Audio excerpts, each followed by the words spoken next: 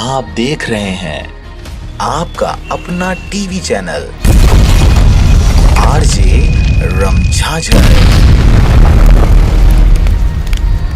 जज्बात के रंग भरोसा के संग।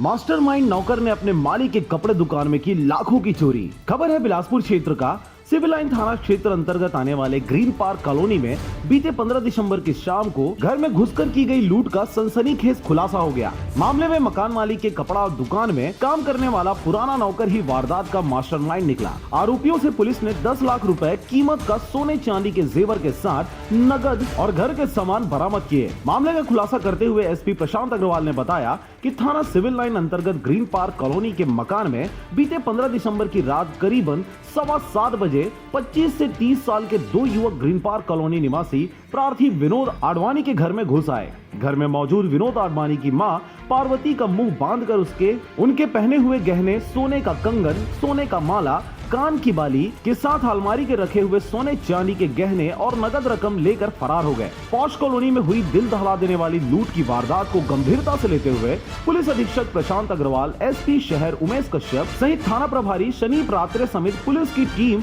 ग्रीन पार्क कॉलोनी जाकर घटना स्थल पर बारीकी से निरीक्षण किया। प्रार्थी एवं घर वालों से प्रारंभिक पूछताछ किया गया। इस पर एसपी प्रशांत अग्रवाल ने बताया कि ग्रीन पार्क स्थित मनोहर आडवाणी के घर में घुसकर महिला को घायल कर लूट करने वाले आरोपी को पुलिस की 8 टीम ने लगातार 10 दिनों की मेहनत के बाद पकड़ने में सफलता हासिल की। लूट की घटना को अंजाम देने वाला कोई और नहीं बल्कि पुराना नौकर निकला। दरअसल आरोपी रवि भोसले पुराना हाईकोर्ट के पीछे अटल आवास में निवासरत है और कुछ सालों पहले आरआर कलेक्शन में काम करता था। काम के दौरान मालिकों द्वारा भेजे जाने पर आरोपी ग्रीन पार्क स्थित घर में आना जाना करता था, जिससे घर के बारे में उसे सब कुछ पता था। तकरीबन 1 साल पहले कुछ विवाद की वजह से रवि ने काम छोड़ दिया था, लेकिन कुछ दिनों पहले अपने पुराने मित्र दीपक यादव के साथ मिलकर अपने मालिक के घर की रेकी कर लूट की योजना बनाई और 15 दिसंबर को शाम करीबन 7 बजे मनोहर आडवाणी के घर में घुसकर महिला को घायल कर लूट की घटना को अंजाम दिया। टेक्निकल एनालिसिस के आधार पर संदेही युवक टिकरापारा निवासी रवि भोसले और उसके साथ ही देवनगर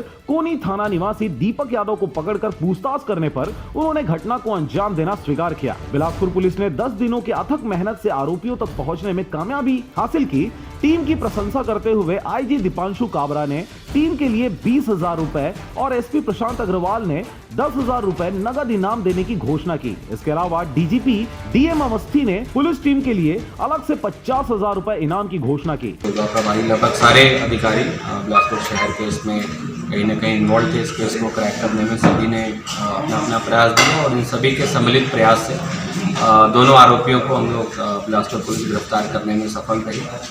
उन दोनों आरोपियों में से एक आरोपी था जो उनके घर में लगभग साल भर पहले उन्होंने काम छोड़ा हुआ था और उसको घर की जो सिचुएशन थी वो मालूम थी, आना जाना,